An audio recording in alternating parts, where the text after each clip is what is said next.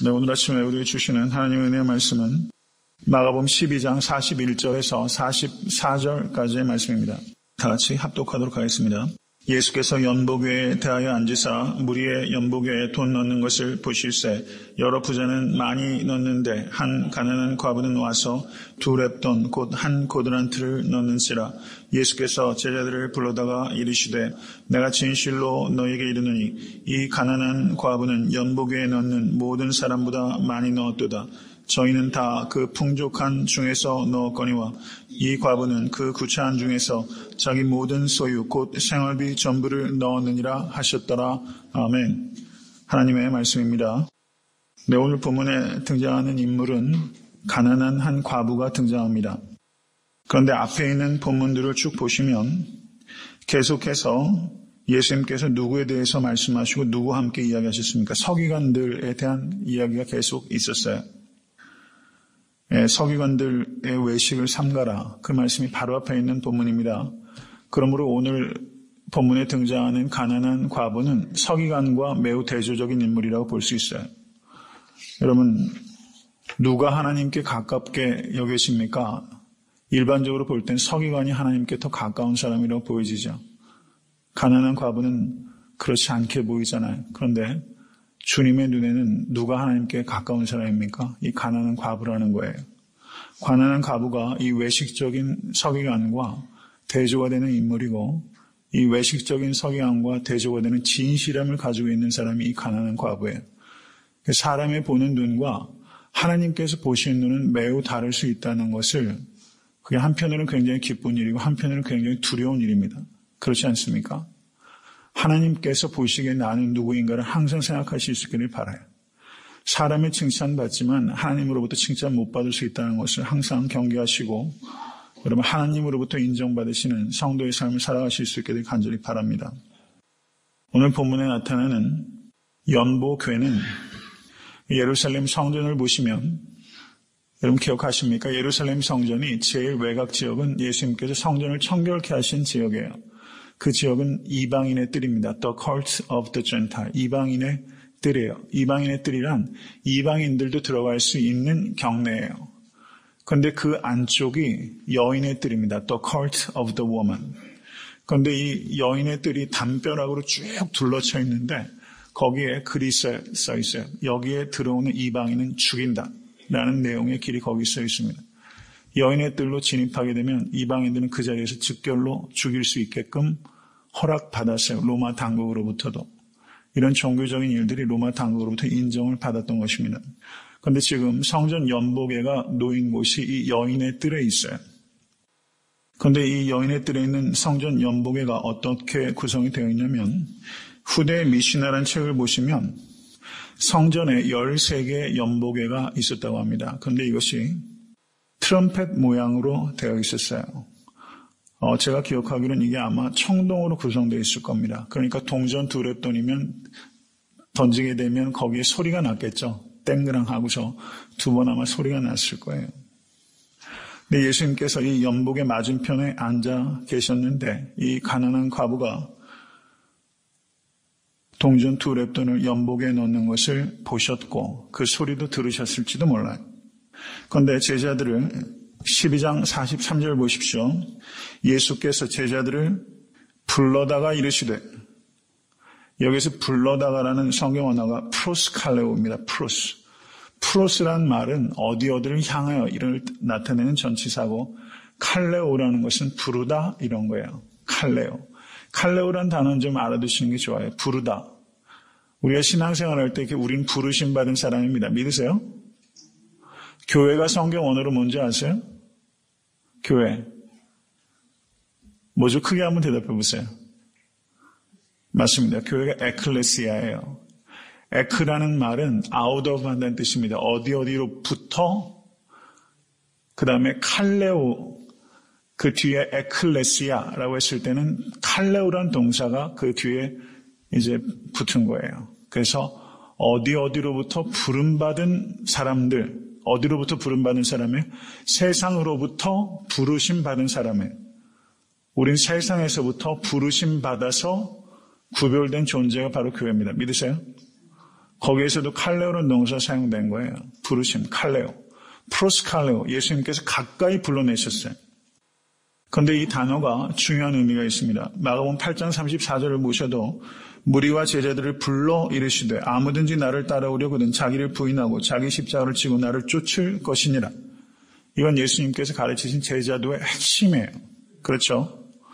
그 다음에 마가복음 10장 42절을 보시면 예수께서 불러다가 이르시되 프로스칼레오, 이방인의 소위 집권자들이 저희를 임의로 주관하고 그 대인들이 저희에게 권세를 부리는 줄을 너희가 알거니와 라고 말하면서 뭐라고 말씀하십니까? 너희 중에 크고자 하는 자는 섬기는 자가 되고 너희 중에 으뜸이 자고자 하는 자는 모든 사람의 종이 되어야 할 것이니라. 그 말씀을 하시잖아요. 그 말씀이 마가복음 전체의 주제 성구라고 볼 수 있을 만큼 중요한 단어입니다. 그러면 마가복음 8장 34절에서 자기를 부인하고 자기 십자가를 지고 나를 쫓을 것이니라. 이 제자도의 핵심이죠. 그리고 누가 큰 자냐라고 가르치셨을 때 섬기는 자, 종이 되어 섬기는 자가 으뜸이다라고 말씀하신 것이 또 제자도의 절정이라고 말할 수 있어요. 그때 두 번 다 어떤 단어가 사용됩니까? 프로스칼레오. 불러다가 말씀하셨어요.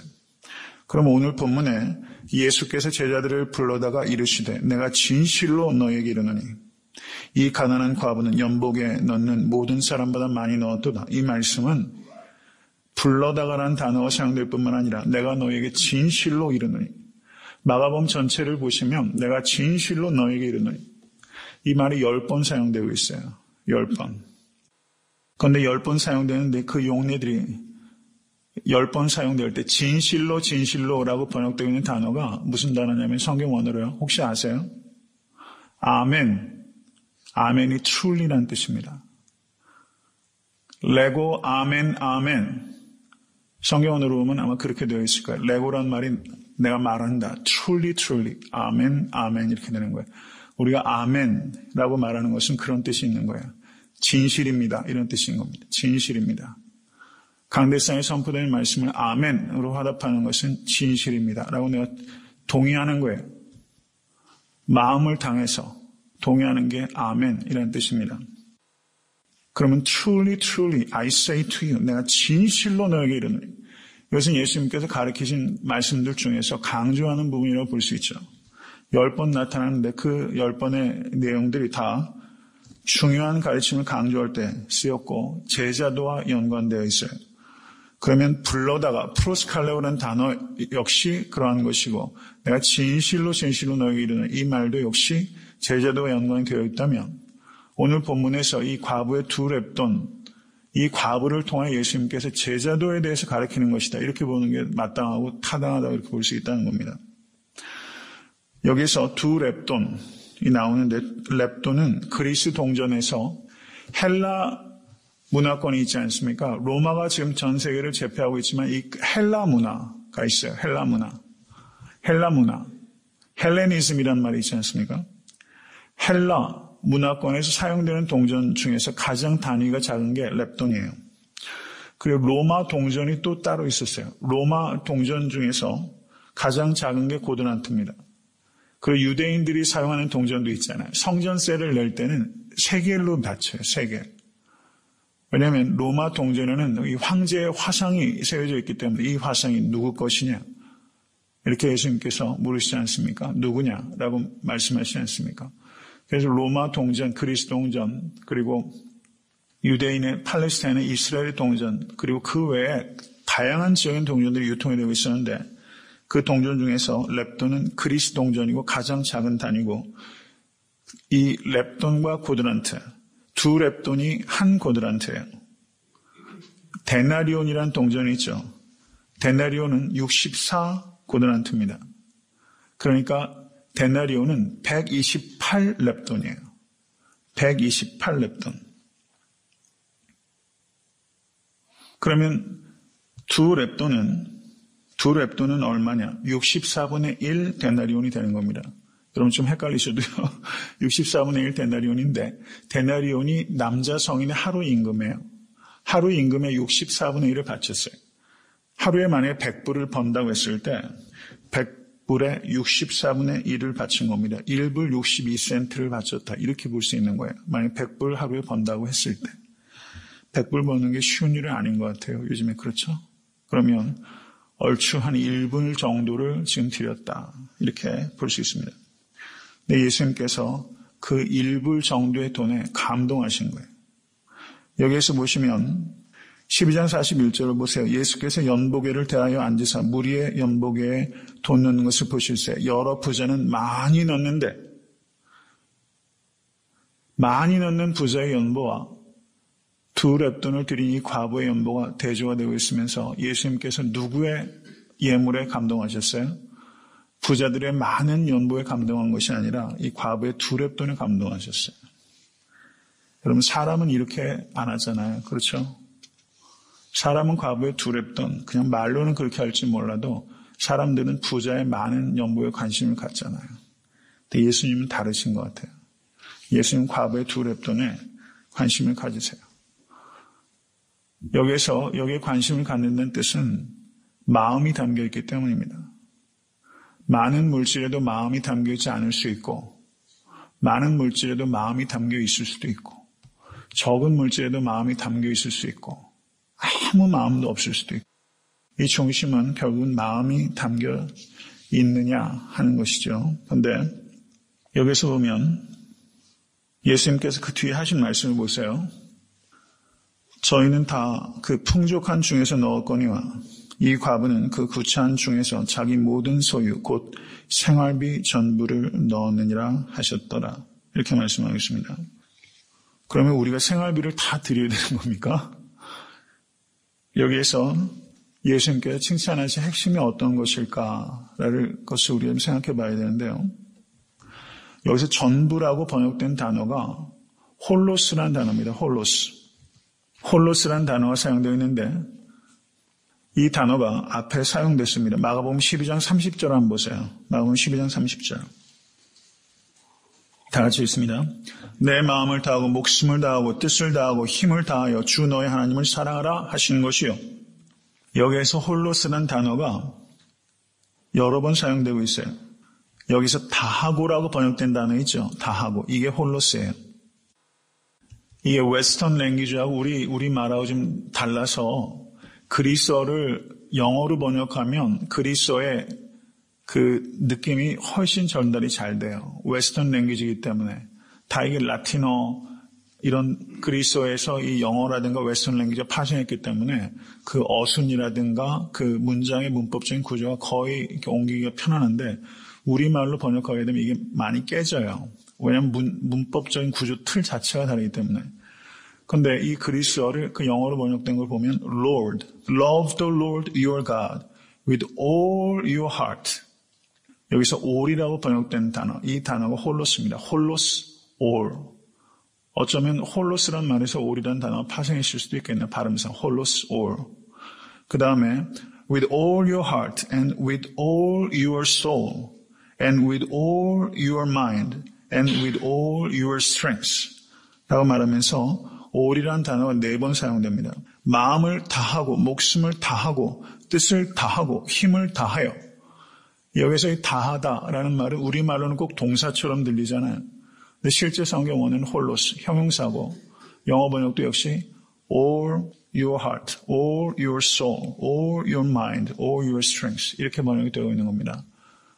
그러니까 여기서 여러분 성경을 해석할 때 제일 중요한 건 문맥이라고 말씀을 드렸고 그러면 이 여인이 전부를 드렸다. 성경 원어를 아는 사람은 홀로스, 전부를 드렸다고 했을 때 성경 원어를 아는 사람은 12장 30절을 생각할 수밖에 없죠. 왜냐하면 홀로스라는 단어는 4번이나 나오기 때문에. 그러면 예수님께서 이 여인을 칭찬하신 것이 어떤 예로 칭찬하신 겁니까? 마음을 다하고 목숨을 다하고 뜻을 다하고 힘을 다한 여인이 여기 있다. 주님께 칭찬하신 거예요. 뭐가 마음을 다하고 목숨을 다하고 뜻을 다하고 힘을 다한 것이냐 생각해야죠. 그런데 이 여인이 그 예로서 예수님께서 여기 등장시키고 있는 거예요. 가난한 과부가 이러한 신앙의 모델로 예수님께서 세워주시고 계신 거예요. 여기서 제가 그 대학 미국에서 공부할 때 제 은사가 아델라 콜린스라는 교수인데요. 이 사람이 그 세계적인 여류신학자입니다. 이분이 그 마가복음에 대한 주석을 썼는데 제가 공부할 때는 이게 출판이 아직 안 됐었어요. 제가 졸업한 다음에 출판이 됐는데 헤르메니아라는 주석인데 전 세계에서 지금 출판되어 있는 책 중에서 가장 아카데믹한 주석이 헤르메니아예요. 한국엔 번역되어 있지 않아요. 근데 이 헤르메니아라는 책에 보면 그렇게 그 아델라 콜린스가 얘기합니다. 이 사람이 얘기하는 거는 내 마음을 다하고 목숨을 다하고 뜻을 다하고 힘을 다하여 주 너의 하나님을 사랑하라 하신 것이라. 주님께서 이렇게 말씀하셨어요. 그런데 12장 33절을 보십시오. 같이 한번 읽겠습니다. 마음을 다하고 지혜를 다하고 힘을 다하여 하나님을 사랑하는 것과 또 이웃을 제 몸같이 사랑하는 것이 전체로 드리는 모든 번제물과 기타 제물류가 나으니이다. 제물보다 나으니이다. 이 말이 12장 30절에 예수님의 말씀을 거의 동어 반복한 거죠. 그런데 마음을 다하고 목숨을 다하고 뜻을 다하고 있는데 마음을 다하고 지혜를 다하고 힘을 다하여 라고 말하면서 목숨을 다하고라는 부분을 이 서기관이 빠뜨리고 있잖아요. 그렇죠? 서기관들이 빠뜨리고 있잖아요. 서기관이. 그래서 아델라 콜린스는 이렇게 주장하는 거예요. 이게 상당히 일리가 있다. 매우 깊이 있는 통찰이다. 저는 그렇게 봅니다. 서기관은 목숨을 다하여 하나님을 사랑하는 것에 대해서 누락하고 있어요. 그런데 여기서 예수님께서 생활비 전부를 드렸다 했을 때 이 생활비라고 번역된 성경 언어가 비오스라는 단어입니다. 비오스. 그런데 그 단어의 또 다른 뜻이 property라는 뜻이 있고 또 하나는요. 생명이라는 뜻이 있어요. 목숨이라는 뜻이 있어요. 지금 서기관과 이 여인이 대조된다고 말씀을 드렸죠. 이 서기관은 의도적이든 의도적이지 않든 이 생명, 목숨을 다하여 이 부분을 누락하고 있는데 예수님께서는 지금 이 여인에 대해서 말씀하시면서 이 여인은 목숨을 드린 것이다. 이렇게 예수님께서 말씀해 주신 거예요. 이 아델라 콜린스의 관찰인데요. 이건 굉장히 통찰력 있는 묵상이다. 네, 저는 그렇게 보여지고 저는 매우 공감합니다. 목숨을 드렸어요.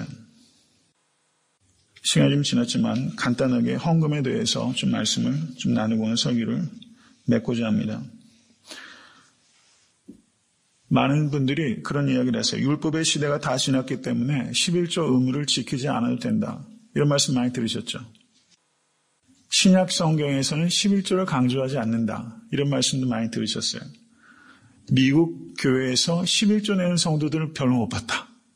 이런 얘기를 많이 들으셨잖아요. 저도 미국 교회를 미국에서 한 2년 넘게 공부할 때 출석했었어요. 그런데 그것에 대해서 충분한 대답은 아니지만 이건 중요한 질문들이잖아요. 신앙생활 하시다면 이것에 대해서 질문하는 사람들 많이 있어요.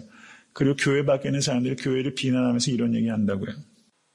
11조에 대한 최초의 언급이 나타나는 게 창세기 14장입니다. 율법이 있기 전입니까? 있은 다음입니까? 율법이 있기 전이에요.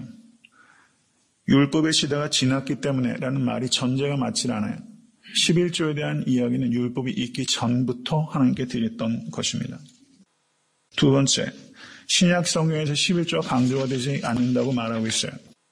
그것은 초대교회에서는 11조를 강조하지 않았기 때문이 아니라 11조를 당연하게 생각했기 때문이에요. 그것은 지나치게 단순하게 생각하는 거예요. 그러면 거꾸로 초대교회에서 우리가 성경 보고 싶은 것만 보고 싶어서 그렇습니다. 자기의 소유를 팔아 사도들의 발 앞에 갖다 놨고 유무상통했어요. 이건 11조를 훨씬 능가하는 것이죠. 그렇죠. 그렇기 때문에 초대교회가 11조를 강조하지 않았다라는 것은 맞지 않아요. 가난함에도 불구하고 예루살렘 교회를 위해서 연부를 얼마나 이방 교회들이 드렸는지 모릅니다. 미국인들은 11조를 드리지 않는데요. 이것에 대해서 저는 이렇게 대답할 수 있다고 봅니다. 우리의 기준은 미국 교회가 아니라 성경입니다. 우리가 왜 이럴 때 미국 교회를 운운하는지 모르겠어요. 그럼 거꾸로 제가 말씀을 드리면 미국 교인들이 헌금 생활 잘 안 하는 사람들 많아요. 그런데 죽을 때 보세요. 죽을 때 교회에다 헌금 전체가 희생하는 사람들 많이 있어요. 제가 그 지역이 정확히 기억이 안 나는데 라그랜지아 그 근처에 한국 교회 제가 한번 부활절에 설교하러 간 교회가 있었는데 그 한국 교회가 건물을 번듯하게 예배당이 아주 근사하더라고요.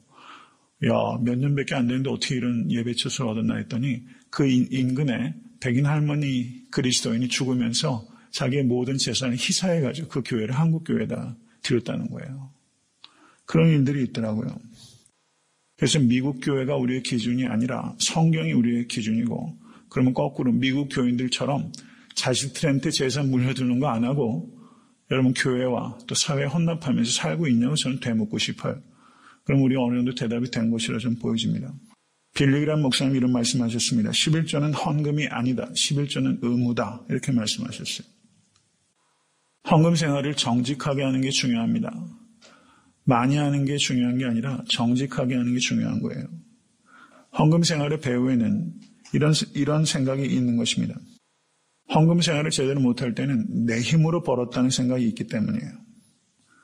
이 물질의 주인이 하나님이라는 것을 정말 믿는다면 헌금은, 절 따라하십시오. 헌금은 헌신이다. 헌금은 헌신이에요. 헌금은 헌신입니다. 이것을 생각하셔야 됩니다.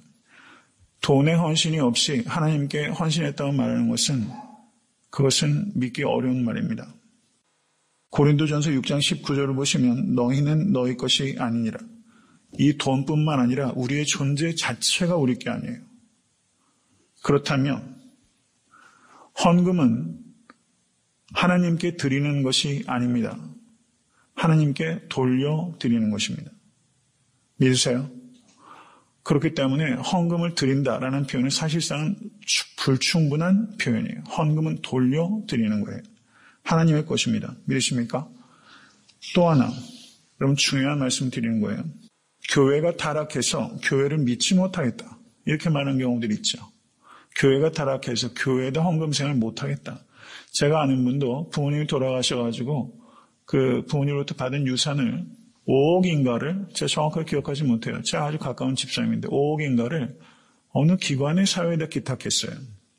교회를 통해서 못하겠다는 거죠. 일리가 있죠. 고민 끝에 그렇게 하셨어요. 뭐 그런 일들도 중요하지만 교회가 타락했기 때문에 헌금생을 제대로 못하겠다. 그러면 그게 맞느냐라고 지금 제가 그 부분을 말씀을 드리는 거예요. 가령 심지어 우리 교회는 내가 못 믿기 때문에 그 돈을 다른 교회에 11조하는 분들도 있더라고요. 그런 경우도 있어요. 너무 어려운 경우에는 그렇게 하는 일들도 의미가 있다고 보여집니다. 그런데 어떤 게 바른 것이냐. 예수님께서 지금 예물을 말씀하실 때 이 예루살렘 성전이 부패했습니까? 하나님 모시게 옳았어요. 부패했어요. 예수님께서 동전 환전하는 사람들 뒤 엎으셨잖아요. 예루살렘 성전을 통해서 성전을 세우면서 폭리를 취하고 있었잖아요.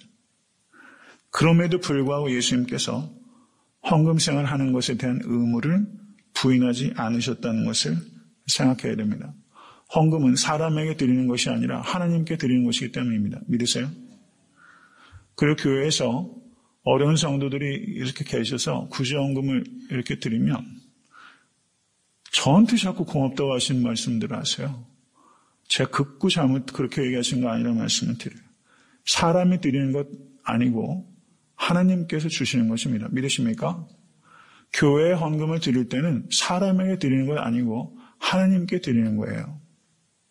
교회가 타락했다 아니다. 그러면 여러분 그거는 충분한 이해가지 못하고 자기 합리에 불과해요. 예수님께 지금 어떻게 하셨는지를 보세요. 교회에다 드리는 것은 하나님께 드리는 것이고 교회를 통하여 나가는 모든 예물은 하나님께서 주시는 것입니다. 그래서 구제를 받을 때도 하나 부끄러워할 것 없어요. 하나 부끄러워할 것 없어요.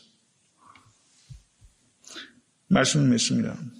11조에 대한 최초의 언급이 창세기 14장인데요.